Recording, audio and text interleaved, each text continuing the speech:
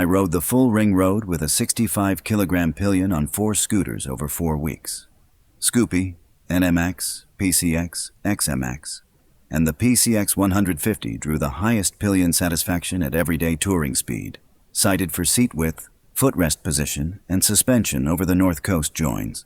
Its rear seat sits at 764 millimeters with the pillion knee at 115 degrees, close to the ergonomic ideal and 15 degrees kinder than the Scoopy over a 40-kilometer day. The rear preload is factory set for 160 kilograms combined, settling 12 millimeters less than the NMAX under the same load, genuinely built for 2 rather than tolerating them. At 65 kilometers per hour, the 149 cubic centimeter ESP engine feels undemanding, reassuring to a pillion who cannot read mechanical signals. The 28-liter bay swallows 2 helmets, a dry bag, and water. Between 30 and 80 kilometers 2 up, it is Samui's best 2-rider scooter.